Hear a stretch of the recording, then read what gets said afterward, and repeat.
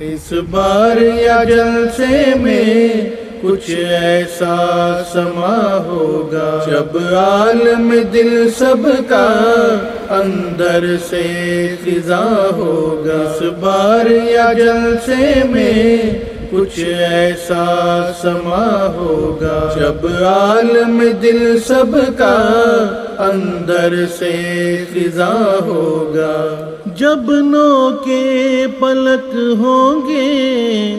یادوں کے دیے روشن، جب نو کے پلک ہوں گے یادوں کے دیے روشن، جب نو کے پلک ہوں گے السلام علیکم ورحمۃ اللہ وبرکاتہ۔ سبحان اللہ و بحمدہ سبحان اللہ العظیم۔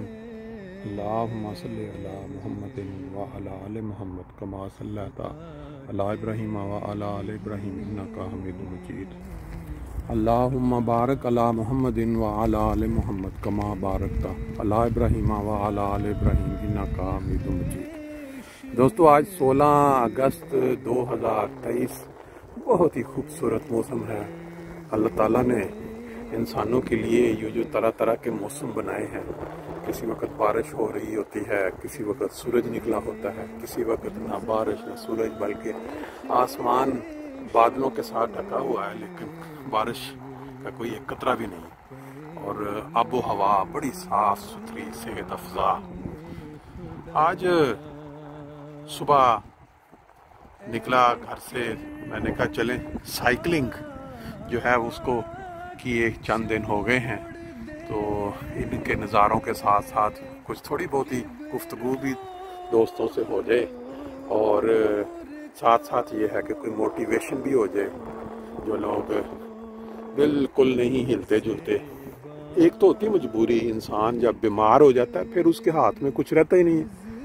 جتنا مرضی سوچے میں سیر کر لیتا ہوں، میں جس وقت صحت تھی اس وقت کی نہیں، جب بیماری نے آ پکڑا اس وقت پھر وہ کہتے ہیں ہزاروں خواہشیں ایسی کہ ہر خواہش پہ دم نکلے۔ بات یہ ہے کہ ہمارے جرمنی کے اندر 100 سال ہو چکے جماعت احمدیہ کو قائم ہوئے۔ اب اس کی ہسٹری یا جانے کی ضرورت نہیں ہے کہ کیا ہوا، کیسے آغاز ہوا، کیوں ہوا، صرف اتنا بتانا اس وقت مقصود ہے کہ جلسہ سالانہ جس کا آغاز بانی جماعت احمدیہ نے کیا، کہ یہ ہر سال ایک دفعہ جماعت کے لوگوں کو جو پورے ملک میں، اس وقت تو ملک ہی ہوتا تھا، وہ آپس میں ملیں، اپنی روحانی جو ان کے مقام ہے اس میں ترقی کریں۔ اور وہ کس طرح ہوتی ہے؟ جب ایک ماحول بنا ہوتا ہے جہاں انسان ایک دوسرے کو دیکھ کر نیکی کی طرف راغب ہوتا ہے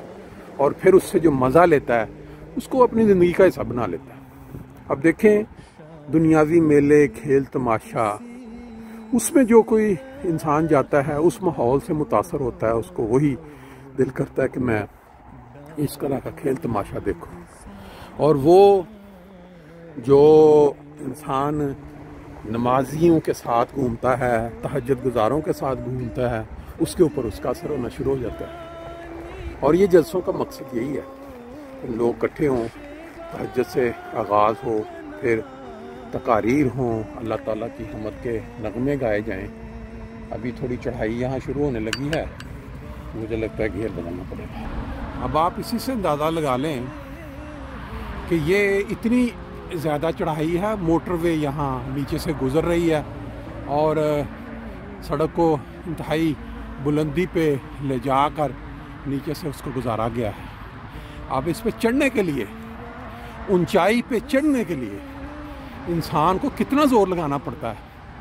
اب میں اگر سائیکل کا گیئر چینج نہ کرتا، سوال ہی پیدا نہیں ہوتا تھا کہ میں سائیکل پہ بیٹھ کے اس طرح اوپر چڑھ جاتا،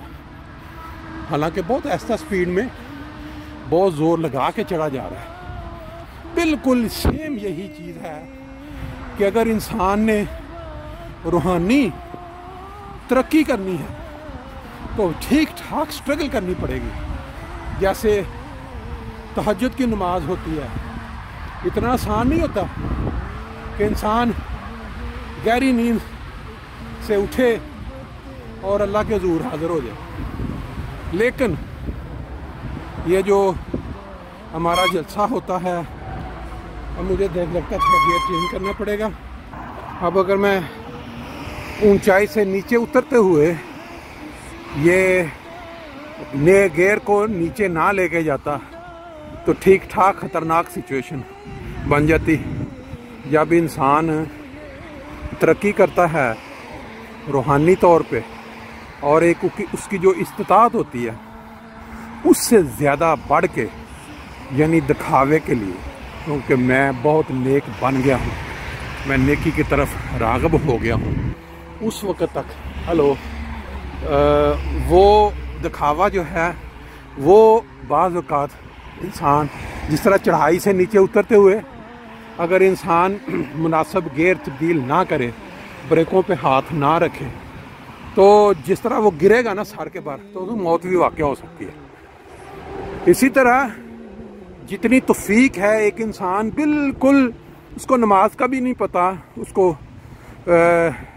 نماز کی کوئی سمجھ نہیں ہے پہ وہ تہجد بھی شروع کر دے اور یہ اچانک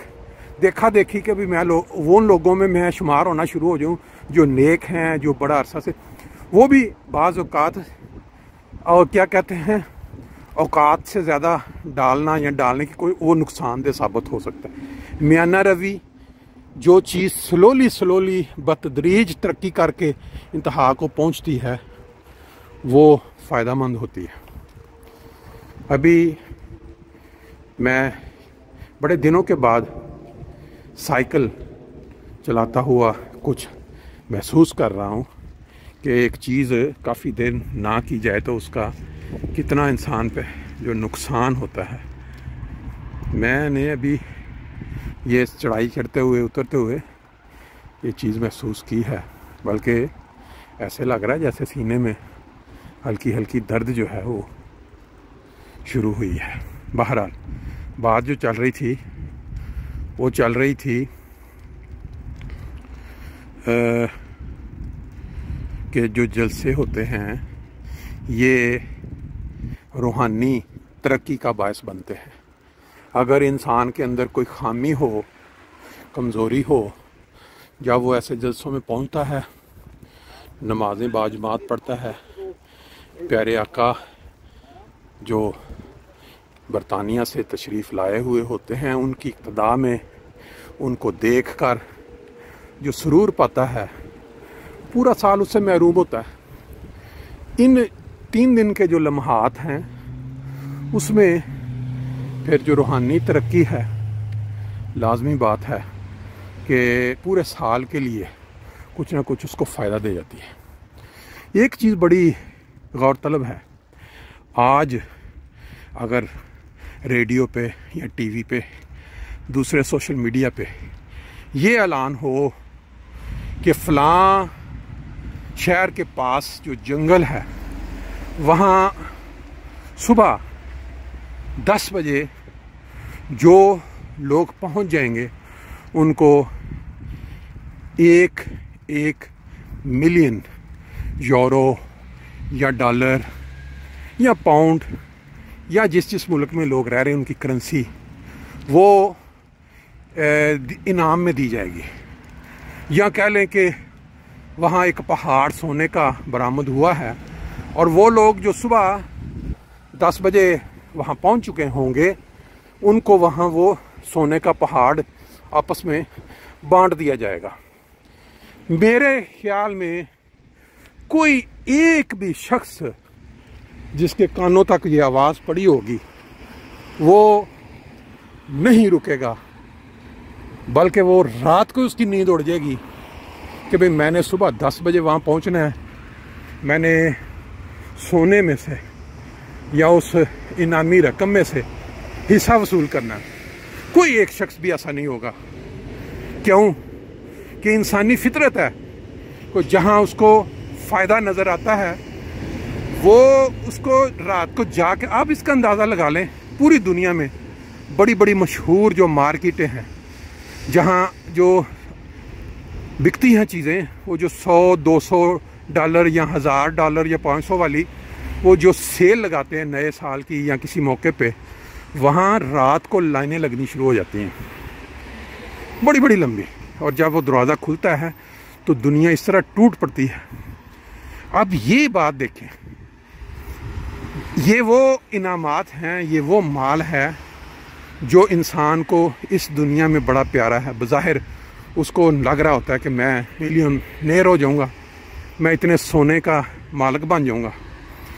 لیکن جب خدا تعالیٰ جو کہ جس پہ ہم غائبانہ ایمان رکھتے ہیں، قرآن کے مطابق غائب پہ ایمان